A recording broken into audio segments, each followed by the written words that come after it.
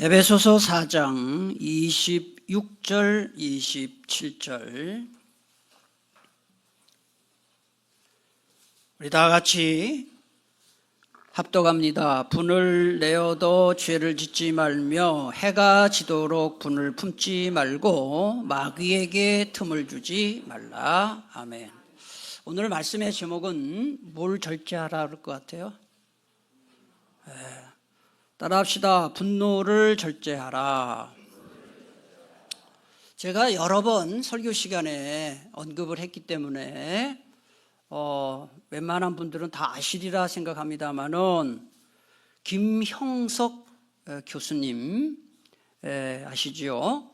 그분이 올해 연세가 107세입니다. 그런데 작년에 106세죠. 작년 11월에 책을 냈어요. 책의 제목이 김형석 100년의 유산, 이런 책을 냈습니다. 작년이 2025년이고 재작년, 그러니까 2024년에 기네스북에, 여러분 기네스북이 뭔지 아시죠? 세계에서 가장 뛰어난 어떤 기록들을 기록하는 책이 기네스북이죠. 그 재작년에 김형석 교수님이 세계 최고령 저자로 기네스북에 등재가 됐어요. 이게 재작년의 일이에요. 그런데 작년에 또 책을 낸 거죠. 그래서 그 책 출판을 기념해서 작년 11월 12일에 세계 최고령 저자 출판 기념 간담회를 열었어요. 그런데 그 기념 간담회에서 우리 김 교수님이 여러 가지 말씀을 하셨습니다만은 그 중에 하나가 뭐냐면은 장수의 비결에 대해서 얘기했어요. 그분이 장수를 하고 있으니까요. 이렇게 말했습니다. 제 주변에 100세 된 사람이 7명이 있는데 공통점이 있습니다. 남을 욕하지 않고 화내지 않습니다. 또 독서하는 사람은 늙지 않습니다. 이런 얘기를 했어요. 제가 이걸 딱 보면서 이분이 참 오래 사는 비결이 이거구나. 그래서 여러분들에게도 건강하게 오래 사는, 그분 진짜 건강하시더라고요. 제가 한 5년 전에 직접 뵀어요. 5년 전에 그분의 강연회 교회에서 했어요. 5년 전이면은 몇 살이죠? 그러니까 5년 전이 102세 때 양복을 입고 정장을 하고 아주 누구 구축도 받지 않고 다 꼿꼿하게 오셔서 1시간을 강의를, 1시간을. 발음도 정확해요. 제가 좀 저렇게 살면은 저기 오래 살만하다, 내 속으로. 그분이 좀 아까 얘기했죠. 건강하게 오래 사는 사람들의 공통점이 있다. 첫째로 남을 욕하지 않는다. 반대로 말하면 남을 막 욕하는 사람들은 빨리 죽는다, 이랬지. 두 번째 뭐라 했죠? 화를 내지 않는다. 그 다음에 세 번째는 독서를 한다. 그래서 참 우리가 한번 새겨들어야 할 말이라 생각합니다. 여러분은 평소에 화를 자주 내는 편인가요? 아니면 거의 내지 않는 편인가요? 한번 생각해 보세요. 그리고 오늘 하루 살면서 화낸 일이 있나요? 혹시 기도에 나오기 직전에 화낸 적은 없나요? 예배 나오기 전에 화내는 일도 가끔 있을 수 있거든요. 근데 가만히 보면 화를 내는 사람이 냅니다. 그리고 화를 내지 않는 사람은 거의 내지 않습니다. 저도 말씀을 준비하면서 내가 공적인 자리에서 공개석상에서 화를 언제 냈을까 생각을 해봤는데 거의 기억이 나지 않아요. 우리 장로님도 계십니다만은 당회하면서 이렇게 화낸 적 거의 기억이 나지 않고 설교 시간에도 화낸 적 없는 것 같아요. 그리고 여러분들한테 막 화낸 거 거의 기억이 나지 않아요. 이 화내는 것도 이것도 습관이고 화내지 않는 것도 습관인 것 같아요. 그래서 올해 2026년 새해 새마음 특별 밤 기도회에 제가 올해 주제를 절제로 잡았어요. 그래서 첫째 날은 뭐에 대해서 무슨 절제 말씀드렸죠? 말을 절제에 대해서 말씀드렸습니다. 그리고 둘째 날인 어제는 미디어 SNS 절제에 대해서 말씀드렸어요. 오늘은 무슨 절제인가요? 분노의 절제예요. 미리 예고하면은 내일은 박근성 목사님이 게으름에 대한 절제에 대해서 말할 거예요. 그 다음에 금요일 날은 제가 할 건데 이거는 비밀이에요. 그래도 궁금해서 나오실 것 같아요. 자, 그런데 이 사람이 저 사람이 어떤 사람이냐, 그 사람의 인격과 신앙의 수준을 측정하는 가장 중요한 요인들이 몇 개 있어요. 도덕성이죠, 도덕성. 아무리 똑똑해도 도덕적으로 옳지 못한 그 사람은 인격이 없다고 봐야죠. 도덕성이. 그 다음에는 공감 능력이에요. 요새 뭐 어떤 사람이 이혜원 의원이 뭐 경제 무슨 장관 후보로 나왔는데 그 갑질해가지고 난리잖아요. 국회의원들 갑질하는 사람들 많죠. 이 공감 능력이 떨어져서 그래요. 예. 그 다음에 책임감. 그 다음에 감정 조절 능력이에요. 이 네 가지가 그 사람의 인격과 신앙을 측정하는 중요한 기준이 될 수 있어요. 도덕성, 공감 능력, 그 다음에 책임감, 그 다음에 감정 조절 능력이에요. 근데 감정 조절 능력을 또 다른 말로 말하면 분노를 조절할 줄 알아야 돼요. 화나지 않는 사람이 어딨나요? 화낼 일이 없는 사람이 어딨나요? 지나다니면 열받을 일 많아요. 심지어는 교회에서도 교회 섬기다 보면 열받을 일이 왜 없겠어요? 세상 말로 멘붕이 오는 일도 있지요. 저도 몇 번 있었어요. 근데 그 조절을 해야 돼요. 그래서 감정 조절 능력은 분노 조절이고, 분노 조절이라는 건 또 바꿔 말하면 분노를 절제하는 거예요. 그러니까 이 분노를 절제한다는 것이 굉장히 중요해요. 물론 오늘 이 설교 말씀이 모든 분들에게 다 필요하지만은 자기가 생각할 때 평소에 나는 이 분노가 잘 조절이 안 된다, 이런 분들. 또는 겉으로 화를 내지는 않지만 이 좀 속으로 누르고 있는 게 많다라고 생각되는 분들은 오늘 말씀을 잘 들으면 많이 도움이 되리라 생각합니다. 분노를 절제하지 못하는 이 버럭 상사, 직장에 버럭 상사들 때문에 힘들어하는 직장인들이 많다고 하지요. 그래서 통계를 냈어요. 직장에 버럭질하는 상사와 동료가 있느냐?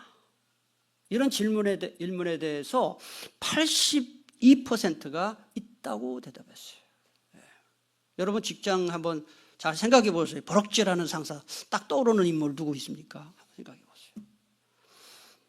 그리고 또 답변자 본인도 화를 참지 못하고 분노를 표출한 적이 있느냐라는 질문에도 40%가 있다고 대답했어요.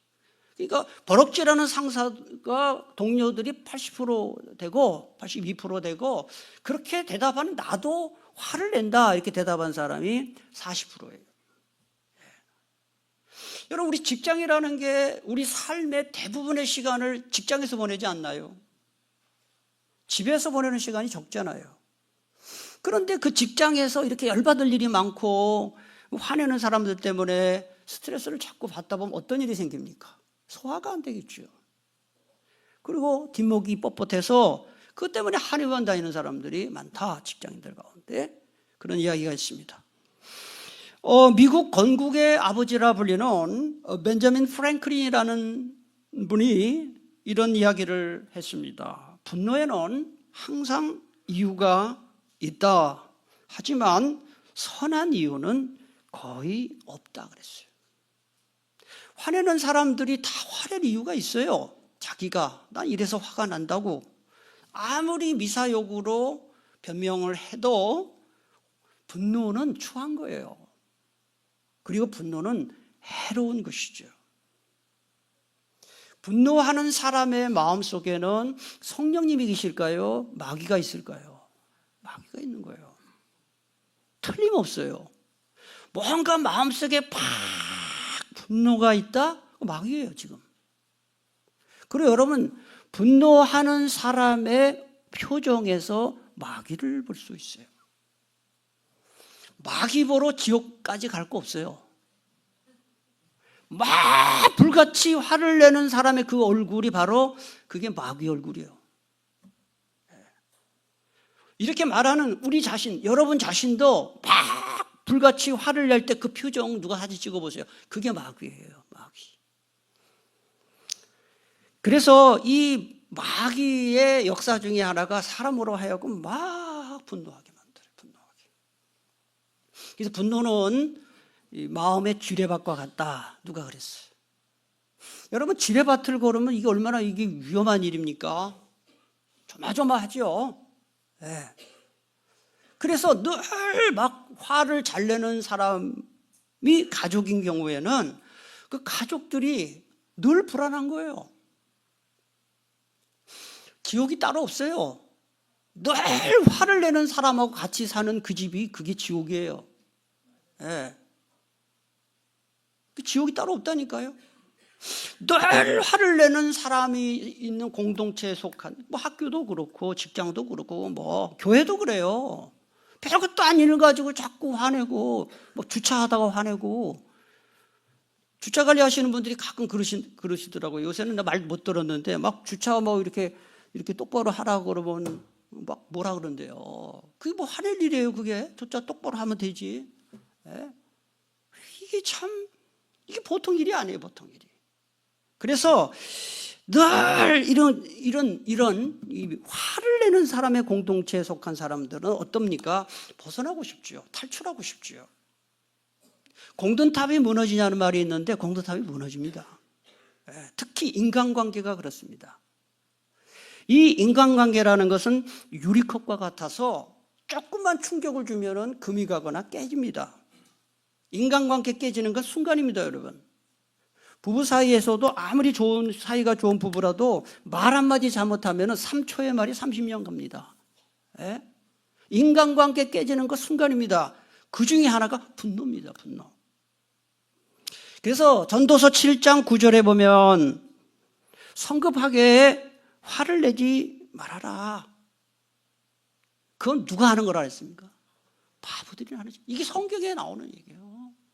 우리 같이 한번 읽겠습니다. 시작. 성급하게 화를 내지 말아라. 그것은 바보들이 하는 짓이다. 화를 막 내는, 나 바보야! 그러는 거예요. 화를 막 하는. 저는 최근에 뭐 그런 사람 본 적은 없지만은 화를 막 그런 사람은 야, 저는 바보다, 바보. 야고보서 1장 19절 20절 사람마다 듣기는 속히 하고 말하기는 더디하며 뭘 더디하라 했어요? 성내기도 더디해라. 사람이 성내는 것이 하나님의 의를 이루지 못한다. 시편 37편 8절 우리 다 같이 한번 읽겠습니다. 시작.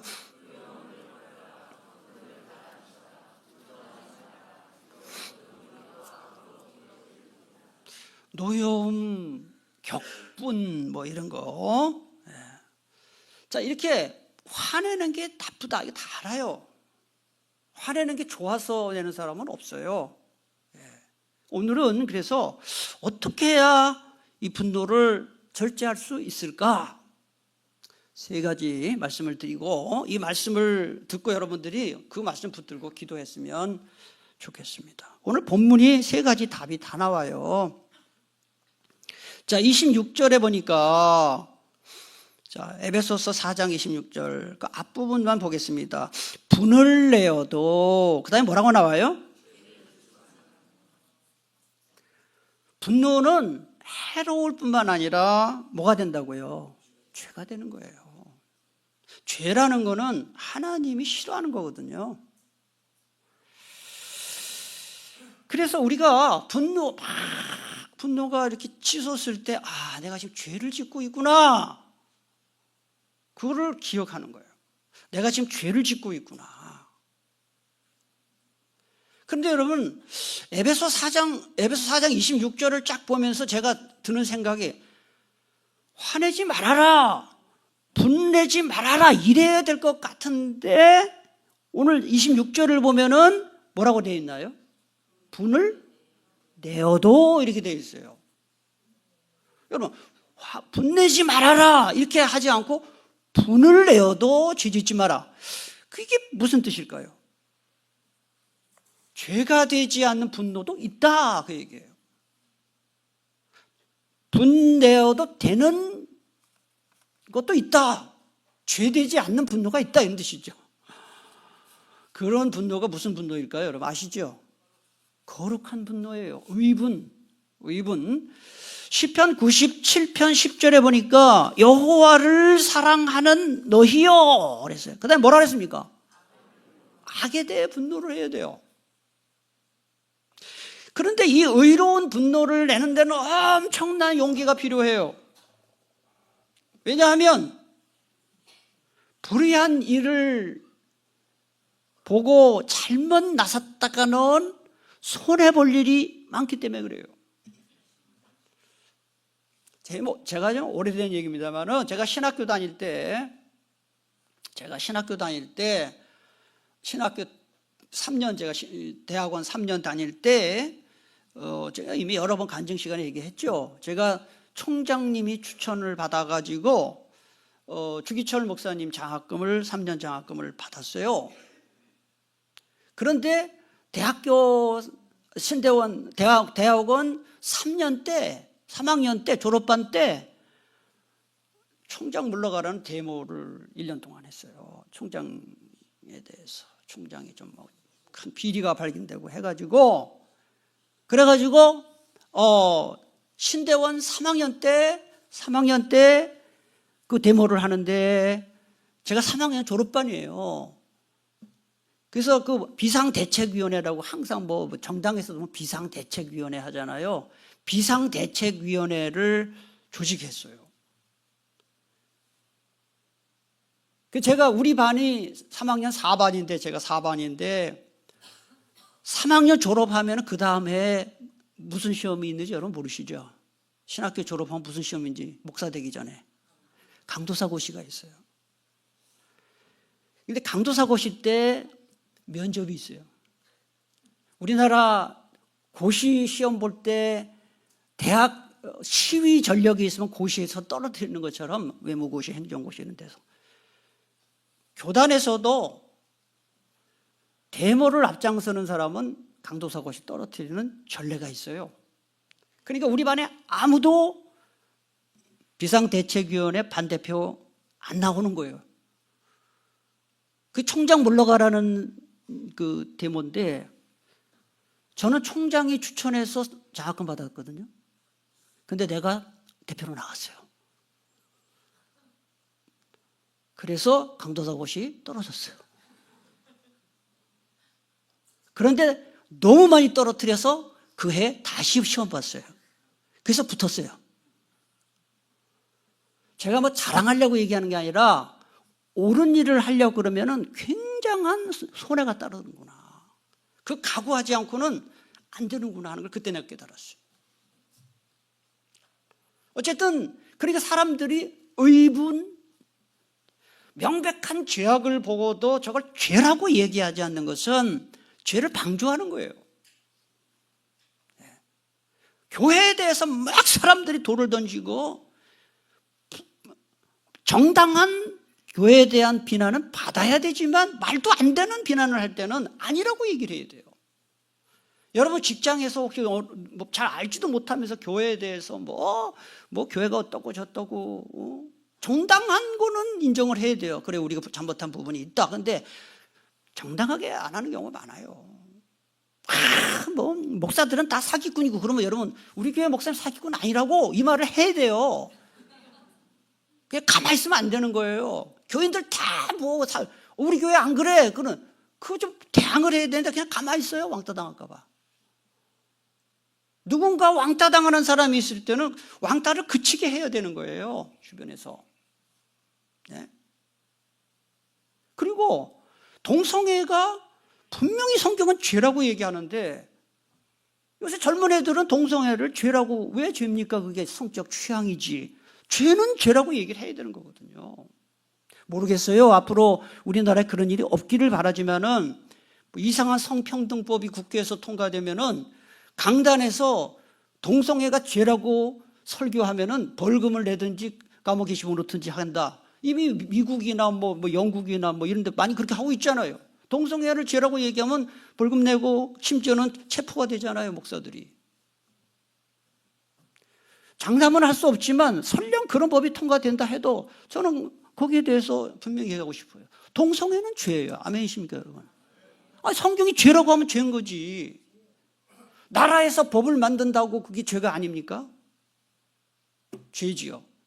트럼프가 베네수엘라 대통령을 체포해가지고 지금 미국 뉴욕 맨하탄 법원에 세웠어요. 저게 깡패지 뭡니까, 여러분? 아닌 건 아닌 거예요. 미국이 하는 건 무조건 옳지 않습니다. 어떻게 남의 나라를 들어가가지고 현직 대통령을 체포해가지고 자기 나라 법원에 세우고, 미국이 베네수엘라 저거 하는 거는 석유 돈 때문에 그런 거예요. 이미 트럼프는 얘기하잖아요. 석유 산업을 못 주겠다고. 이런 거에 대해서 예수 믿는 사람들이 저건 잘못됐다고 얘기를 해야 돼요. 이미 민주당 의원 60몇 명이 이건 잘못됐다고 얘기를 했어요. 민주당 하는 최근에 한 일 중에 가장 잘한 일이에요. 국회의원들 하는 짓들이 별로 마음에 안 드는데 어제 보니까 60명이 미국이 트럼프가 베네수엘라 들어가서 아니 남의 나라를 어떻게 자기 군사 동원해가지고 나라를 폭격을 하고 대통령을, 잠자는 대통령을 데리고, 이게 말이 됩니까? 깡패지, 조폭이지. 말이 안 되는 거예요. 이거 여러분 똑바로 하셔야 됩니다, 여러분. 아닌 건 아니라고 말해야 되는 거예요. 정말 잘못했으면은 국제법에 제소를 해서 국제재판소에다 세워야지. 왜 자기가, 그러면 앞으로 북한의 김정은도 저렇게 할 거고 우리나라도 그럼 이거 옳다고 할 수 있나요? 이거 원고에 없던 얘기예요, 사실은요. 이런 거에 대해서 우리가 분명한 좀 성경적인 시각을 이게 제국주의거든요. 그러면 러시아가 우크라이나 쳐들어가는 거 뭐라고 얘기할 거예요? 트럼프가 미국이 베네수엘라 그렇게 해서 대통령 체포하는 거나 러시아가 우크라이나 뭐가 달라요? 예? 중국이 대만을 앞으로 침탈할 텐데 그 뭐가 다르냐고요? 다른 거 없잖아요. 정신 똑바로 차려야 돼요, 여러분. 아닌 건 아니라고 말할 수 있는 판단력과 용기가 우리에게 있게 되기를 축복합니다. 시편 119편 53절에 보니까 주의 율법을 버린 악인들로 말미암아, 내가 어디에 사로잡혔다래요? 맹렬한 분노에 사로잡혔다. 그러니까 죄가 되지 않은 분노가 있다. 그래서 죄를 분을 내어도라는 말이 나온 거예요. 근데 여러분 분명히 알아야 될 거는 이 세상의 분노는 대부분이 죄가 되는 분노다 하는 거예요. 90% 이상이 다 죄가 되는 분노다. 자기 딴에는 정당하게 화낸다고 하지만 그렇지 않은 경우가 훨씬 많아요. 그래서 이런 말이 있어요. 분노의 물결을 막으려고 노력하지 않는 사람은 곱비 없는 야생마를 타는 것과 같다. 그래서 화를 내서 될 일이 없어요. 아무것도. 화를 내서 될 일이 없어요. 될 일도 안 돼요. 화나는 상황에서, 인간관계도 그렇고 화가 나는 상황에서 어떤 반응을 보이는지를 보면은 그 사람의 수준을 금방 알 수 있다. 벌컥벌컥 화난, 별거 아닌 건데 벌컥벌컥 화내는 사람, 아주 천박한 사람이에요. 분노를 다스릴 줄 알아야 그 사람이 성숙한 사람이죠. 네덜란드에 가면은 라이덴 대학교가 있는데 그 공개 토론회가 있었어요. 그런데 거기에 한 노인 구두수선공이 그 토론회에 자주 참석을 합니다. 그런데 그 토론회는 학술 토론하기 때문에 라틴어로 진행이 됐어요.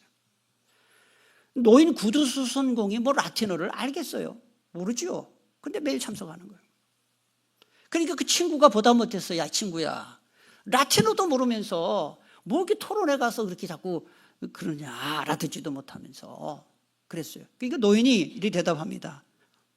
내가 라틴어는 모르지만은 이 토론에서 누가 틀린 소리를 하는지는 안다 그랬어요. 그러니까 아니 라틴어를 모르는데 라틴어로 하는 토론에서 누가 틀린지를 어떻게 하냐? 그때 이 노인이 아주 멋있는 대답을 했어요. 누가 화내는지를 보면 안다 그랬어요. 사람이 말이죠. 논리가 떨어지고 자신의 주장이 떳떳하지 못할 경우에 가장 먼저 나타나는 증상이 목소리가 높아져요. 우리나라에서 목소리 큰 사람이 이기다 하잖아요. 막 목소리. 그래서 우리나라 사람들이 싸울 때 보면 제일 먼저 묻는 게 너 몇 살이야? 그래. 아니 그 몇 살이 무슨 관계가 있어요? 너 몇 살이야? 그래. 그리고 뭐 몇 살이야 그러면 이 뭐 자식볼 되는 놈이 그럼 나이 많은 사람 틀려도 막 되는 거예요? 말도 안 되는 소리를 해요. 막 화를 내면서. 목소리가 높아지고 감정이 격해지고 그러면 이성이 마비가 되고 그럼 대화가 안 돼요. 토론이 안 돼요. 그러니까 목소리 높아지는 사람이 사실은 그 사람 지는 거예요. 그래서 분노하는 순간 우리가 이걸 알아야 됩니다. 내가 분노하는 순간 내가 화를 내고 있는 그 대상과 내 수준이 같아지는 거예요. 낮아지는 거예요. 낮아지는 것입니다. 여러분 아빠가 그 2살, 3살 먹은 애하고 싸울 수 있나요? 못 싸우죠. 애가 화를 낸다고 아빠가 막 화를 내나요? 그건 아빠 자격이 없죠. 엄마가 초등학교면 1학년 이런 애하고 막 싸우나요? 그 싸우는 건 아니죠. 그러니까 분노한다는 거는 수준이 차이가 나면 싸움이 안 돼요. 싸움이 안 됩니다. 그러니까 윗사람이 아랫사람한테 자꾸 싸우는 거, 그거는 수준이 같은 거죠. 그래서 이 손뼉도 마주쳐야 소리가 난다. 분노도 그래요, 분노도. 그래서 수준 차이가 나면은 다 참을 수가 있는 거예요. 그래서 16세기 영국의 철학자 프랜시스 베이컨은 이런 말을 했어요. 복수할 때 인간은 그 원수와 같은 수준이 된다. 같이 읽을게요. 그러나 용서하면 그는 원수보다 위에 서 있다. 여러분 이런 말이 있잖아요. 자식 이기는 부모 없다고. 부모가 왜 저주죠? 부모가 더 사랑하기 때문에. 부모가 힘이 없어지는 게 아니에요. 부모가 더 사랑하기 때문에. 여기 애 키워본들, 자식 키워본들 다 아시죠? 이 자식은 잘하면 좋지만 막 속을 세게 해도 어떻게 할 수가 없어요. 이걸 갖다 버릴 수도 없고. 자식 갖다 버릴 수 있나요? 갖다 버리는 부모가 실제 있긴 있지만 그거는 제정신이 아니죠. 그러니까 부모가 결국은 져준다고요. 더 사랑이 많은 사람이 져주는 거예요. 이겨먹겠다 그러는 거. 그거는 사랑이 부족한 거죠. 그래서 우리가 이거 보면 용서하면 그는 원수보다 위에 있다. 토마스 아 캠피스는 이런 말합니다. 사람들을 당신 뜻대로 만들 수 없다고 노하지 마십시오. 그 다음 말이 참 멋있어요. 같이 읽겠습니다. 당신 자신도 당신이 원하는 대로 만들 수 없지 않습니까? 자기 내 마음도 내 마음대로 못하면서 왜 다른 사람이 내 마음대로 안 된다고 막. 그러니까 내 마음대로 안 된다고 막 그 사람을 내 마음에 맞추려고 하고 이러다니까 자꾸 싸움이 되는 거예요. 화가 나고. 그래서 이 부모 자식 간에도 그렇고 부부 간에도 그렇고 모든 관계에서는 우리가 남을 자꾸 조종하려고 그러면 안 돼요. 아무리 해도 못 고치는 거 있거든요. 그건 받아야 됩니다. 그냥 수용을 해야 된다. 같이 맞춰 살아야 된다. 그래서 첫째, 분노를 절제하는 첫째 방법은 분노하는 것은 뭐가 된다고요? 죄다. 그리고 해롭다. 그걸 인정을 해라. 그러면 절제할 수 있어요. 두 번째, 26절 중간 이하에 보면은 자, 그 해가 지도록 같이 읽겠습니다. 해가 지도록 분을 품지 말고. 이게 무슨 소리죠? 가능하면은 빨리 분노를 어떻게 하라는 거예요? 풀어라. 26절 말씀에 따르면 분노의 최대 유효기간은 하루예요. 하루. 해 질 때 하루도 안 되겠죠. 네. 왜냐하면 시간이 지나면 지날수록 분노를 품고 있으면 분노가 커져요. 자꾸 오해가 생겨요. 그리고 누군가에 대해서 고깝게 생각하면은 모든 짓이 다 고깝게 보여요. 이웃집하고 원수지잖아요. 그 이웃집 개도 미워요.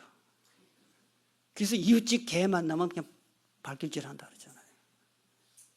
근데 애인이 키우는 반려견은 그렇게 이뻐 보인대요. 네, 네. 여러분, 이 분노라는 것을 잠자리에 품고 들어가는 순간 분노는 밤새 커진다. 그래서 분노는 풀고 자야 된다.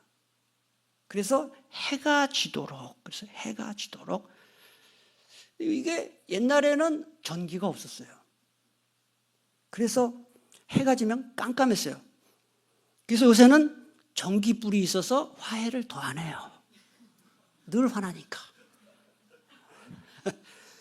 제가 볼 땐 그래요. 해가 지도록, 해가 안 져. 그러니까 용서 안 해요. 근데 여러분, 예수 안 믿는 사람들이 용서를 더 잘하는 거 아세요? 뭐 먹고 용서합니까? 술 먹고 용서해요. 예수 믿는 사람들은 맨날 맨정신이라서 용서가 안 돼. 제가 오죽하면 술 먹고라도 화해해라. 오죽하면. 우리 교회도 그래, 크게 그렇게 원수처럼 지내는 사람들이 있어요. 네. 그러면 안 됩니다. 잠언 15장 18절. 자, 잠언 15장 18절 같이 읽겠습니다. 시작. 분을 쉽게 내는 자는 다툼을 일으켜도 노하기를 더디하는 자는 시비를 그치게 하느니라. 여러분, 가인, 인류 최초의 살인자가 가인이죠. 창세기 4장에 보면. 가인이 자기 동생 아벨을 맨 처음에는 시기했어요. 하나님이 아벨의 제사만 받으시는 거예요. 그런데 그 시기를 계속 품고 가니까 분노가 돼요. 분노를 계속 품다가 결국은 들판에 있을 때 자기 동생 아벨을 어떻게 했나요? 쳐 죽이죠. 네. 그게 분노를 품고 있으면 나중에 살인으로까지 가는 거예요. 여러분들 중에 요즘 혹시 누군가에 대해 분노하는 분들이 있지 않습니까? 분노의 가장 큰 손해는 자기다, 나다. 왜냐하면 분노를 품고 있으면은요, 마음이 지옥입니다. 지옥. 안 그래요? 누군가에 대해서 그래서 누군가에 대해서 계속 분노하게 되면 잠잘 때도 그 사람이 떠오르고, 아침에 딱 일어났을 때 제일 먼저 그 사람이 떠올라. 죽일래 하면서. 그런데 사실은 그 사람은 몰라요. 참 잘 자고 있어요. 나만 힘든 거예요, 사실은. 그게 얼마나 손해입니까? 그래서 분노를 풀지 않으면 건강도 상하는 것이죠. 잠 못 자죠. 소화 안 되죠. 네. 그래서 가능하면 분노를 빨리 풀어야 된다 하는 것이죠. 마지막 세 번째, 27절 우리 다 같이 읽겠습니다. 마귀에게 틈을 주지 말라. 이거 번역 성경에 보면 아주 잘 번역이 돼서 소개합니다. 잘 보세요. 공동 번역 성경에 보니까 악마에게 발붙일 기회를 주지 마십시오. 그랬어요. 새한글 성경에 보니까 마귀에게 빈틈을 내주지 마십시오. 쉬운 성경에 그렇지 않으면 사탄이 여러분을 공격할 수 있도록 놔두는 것이 됩니다. 분노할 때 사탄이 막 공격하는 것이. NIV 성경에 보니까 풋홀드라고 번역이 되어 있어요. 이거는 발판이에요. 마귀의 발판이 된다. 그러니까 분노를 절제하려면 어떻게 해야 되느냐? 마지막 비결은 내가 이렇게 막 분노를 하면은 무방비로 마귀의 공격을 받는다. 마귀의 포로가 된다는 사실을 기억하는 거예요. 그래서 우리가 막 분노할 때 기립박수 치는 건 마귀예요. 우리가 막 분노할 때 근심하시는 분은 성령님이셔요. 아, 저러면 안 되는데. 이제 제가 거의 결론 다 왔습니다. 이런 설교를 이렇게 듣고 나면 이렇게 말할 사람이 분명히 있어요. 목사님, 저도 화내는 게 잘못이라는 거 알아요. 하지만 내가 천성이 그런 걸 어떻게 하겠어요? 내가 천성이 그런 거, 이게 화가 잘 난다는 거죠. 어떻게 하겠어요? 그렇지 않아요. 예수 믿고, 정말 예수 믿고 구원받잖아요. 성격과 습관이 바뀌는 게 정상이에요. 누구든지 그리스도 안에 있으면 새로운 피조물이라. 이전 것은 어떡합니까? 지나갔으니 보라. 뭐가 됐다고요? 새 것이 됐다. 저는 저를 봐도 제가 예수님을 인격적으로 만난 것이 대학교 3학년 때예요. 22살 때 만났어요. 저는 어렸을 때부터 신앙생활을 했어요. 22살 때 예수 그리스도를 인격적으로 만났는데 가만히 생각해보면 확실히 제가 달라졌어요. 예수님을 인격적으로 만나기 전에는요, 얼마나 내성적이었는지 몰라요. 고등학교 그 생활기록부에 보면은 그 담임 선생님이 2학년 담임 선생님이 이용범이는 너무 내성적이어서 앞으로 사회생활이 걱정된다. 우리 어머니를 불렀어요. 상담했어요. 너무 내성적이고 그렇다. 고쳐야 된다. 그리고 실제로 옛날에 제가 고등학교 때도 미팅이라는 게 있었어요. 우리 제 나이 비슷한 분. 미팅 주로 어디서 했어요? 빵집에서 했어요. 카페가 있어요. 빵집에서 했어요. 그래서 제가 고등학교 2학년 때인가, 저는 솔직히 그런 거 관심도 없고, 저는 그냥 범생이었거든요. 미팅하는 거 솔직히 관심이 없었는데, 친구들이 나를 엮어가지고, 연말에 크리스마스 날인가, 그때 무슨 빵집에서 해서, 제가 의정부 고등학교 다녔는데, 의정부 여고 애들 7명 하고, 내가 의정부 남구잖아요. 7명을 미팅 한다고 빵집 잡아놨다고 시간 못 갔어요. 얼마나 내성적인지 제가. 그랬는데 딱 예수 그리스도를 인격적으로 만난 다음부터 성격이 완전히 바뀌었어요. 완전히. 어디 앞에 가서 이야기하는 거 그전에는 상상도 못했어요. 그래서 제가 뭘 천성이 어떻고 원래 성격이 어떻고, 물론 그 성격이 어디 가지, 지금도 저도 어디 가서 막 쾌활하게 막 사람 친구 그거는 못해요. 하지만 바뀌어요. 정말 구원받고 나면 성격 습관도 성령님께서 바꿔주셔요. 불같던 사람도 예수 믿고 구원받고 나면요, 이게 바뀌어요. 바뀌는 게 정상이에요. 천성이 그런 걸 어떻게 해요? 그건 안 믿는 사람이 하는 말이에요. 그리스도인들이 예수님을 점점 닮아가는 게 정상이에요. 여러분 그렇게 되기를 축복합니다. 예수 믿고 새 사람이 되었는데 어떻게 옛날에 하던 짓들을 그대로 하느냐? 이게 변한 게 없는 거예요. 예수님을 정말 만나면 어떻게 안 변합니까?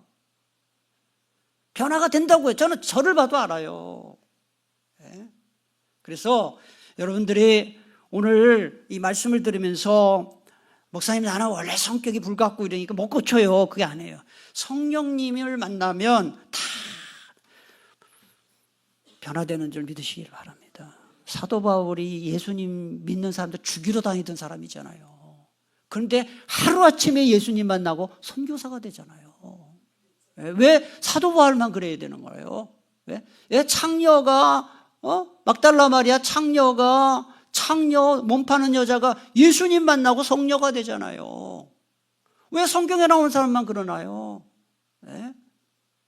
정말 예수 믿고 구원받으면 성품도 바뀌고 습관도 바뀌고 바뀌어야 되는 줄 믿으시기를 바랍니다. 오늘 분노의 절제에 대해서 말씀드렸는데 정말 우리 자신을 잘 돌아보세요. 내가 너무 분노하지 않는가? 제가 다시 말씀드립니다. 분노를 너무 잘하면 부부관계 다 깨지고요, 가정이 지옥이 돼요. 공동체가 다 망가져요.